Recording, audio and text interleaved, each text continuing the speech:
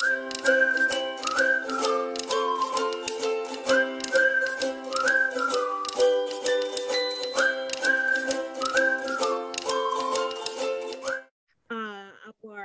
guest speaker is a surgical oncologist, a personality development and wellness coach. He finished his medical education at De La Salle University, finished his master in business administration degree in Ateneo. He is also an on-demand international speaker, been to different countries. Just like right now, he's doing a lot of Zoom meetings. So please welcome my trusted best friend and our eldest brother, Dr. Roel Tolentino. Thank you to my favorite sister, kasi siya lang ang sister ko.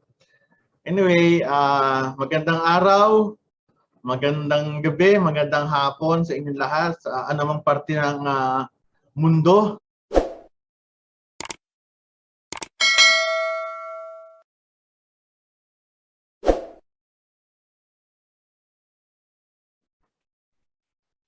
Number 6, very important, again, I always emphasize vaccination against common diseases.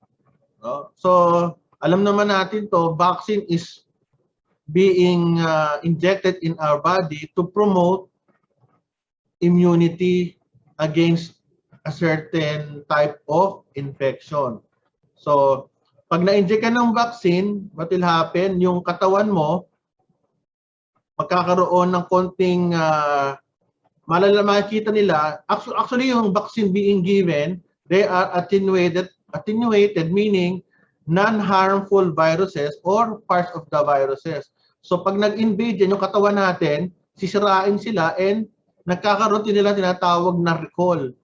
So the next time you will be infected, yung mga katawan natin, we have an immune system na, kilala ko tong invader na to So, 'di ba, alam na natin kung anong gagawin natin, 'di ba? Last time we were invaded by this and now we know how to react on these antigens.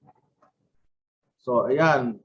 Pero pag pumasok yung antigen, our body will produce antibodies to fight this antigen. So, antibodies, these are chemicals.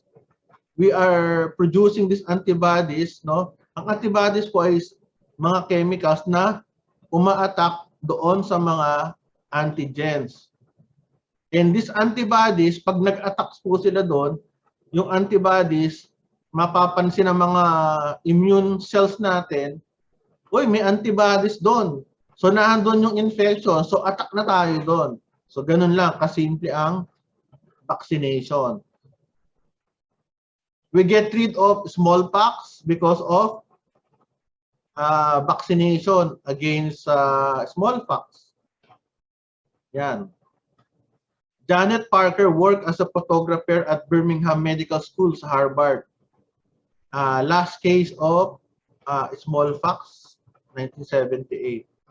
And kung nanay kayo or parent, you bring your children or your babies to your pediatrician so that they will be given the scheduled vaccination. Yan. Polio. Kami ni Ming, alam ni Ming to na we have a cousin. No? Yung kanyang mother, hindi naniniwala sa polio vaccine. So what happened? One of her children developed polio. So kawawa naman ng pasyente, walang kalaban-laban just because the mother did not bring the patient for polio vaccination.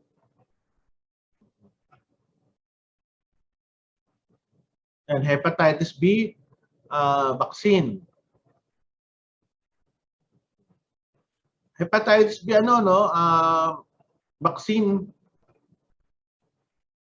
very important for medical students because you will be exposed to blood, or sometimes you will be pricked by a needle. I highly suggest that you get a hepatitis B vaccine. Consult your gastroenterologist.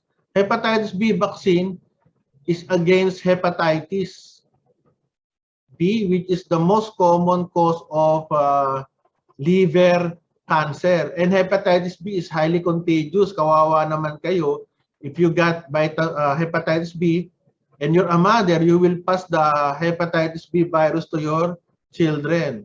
And you can also pass your hepatitis B virus to your partners, no? Yung mga father, ingat din kayo, no, sa mga sexual activities because you might get hepatitis B virus from your other woman or alam na natin kung sino. Pneumovax and influenza virus vaccine. Pneumovax, I got a pneumovax vaccine last year and about 2 months ago, I got my influenza virus vaccine. Ano po ito? Ang problem kasi sa COVID, no, ano lang niya, fever, cough, chills, same as pneumonia and same as flu or influenza. So sa akin, para pag inubo ko or magkasakit ako, medyo i-eliminate ko na yung pneumonia or i-eliminate ko na yung flu or influenza. So, sabihin ko, na-inject na ako ng vaccine eh. So baka ito ay COVID. So that's the good thing about vaccination. And very common din ang especially sa elderly, yung pneumonia. For your elderly relatives, you suggest or recommend pneumococcal vaccination and influenza vaccination. Ang alam ko sa US, ang influenza is every year.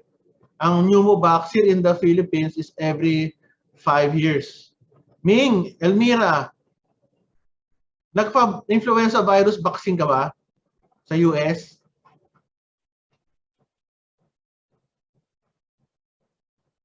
Ming? Yeah, I do. Why? We always do. Every year?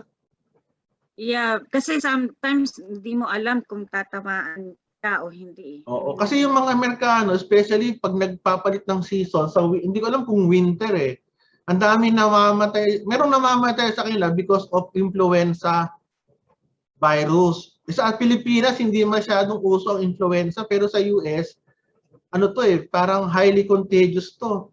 Kaya siguro different season, it will affect your susceptibility to the virus. Kaya kung may pagkakataon, pneumovax and influenza virus, rabies vaccine. No? Ang rabies vaccine, it helps our body to fight off yung mga rabies infection, di ba? Katulad ng anak ko, nakalbot ng pusa, nagpa-anti-rabies siya kasi ayaw niya magka-rabies. Kagabi lang, merong isang pasyente ko nag-consult sa akin, nakagat ng aso sa paa. So sabi ko, kasi nung panahon namin, this is the good thing about medicine, nagde-develop. No? Kasi sa amin dati, nung panahon ko nung 1990s, ang kalmot, hindi namin inaano yan as rabies infection, risk. Pero nowadays, makalmot ka lang pala, you should have anti-rabies vaccine. Okay, nakagat ka sa mukha ng aso mo, lalo na sa mukha, mas malapit sa utak, kailangan mo ng anti-rabies vaccine. Tetanus antitoxin, ayan, another one. Kahapon, ang tetanus lang po, about last week, we got a trauma patient in our hospital with tetanus infection. Ano ba yung tetanus? Ang tetanus po ay galing sa isang bacteria na nakatira sa soil most of the time.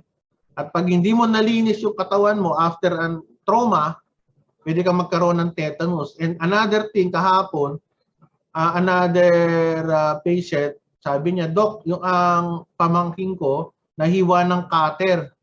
Sabi ko, saan ba galing yung cutter? Saan ginamit? Nagkakat po siya ng glass sa ground. Kailangan magpa-anti-tetano ka na. So today, they will go to the hospital for tetanus vaccination.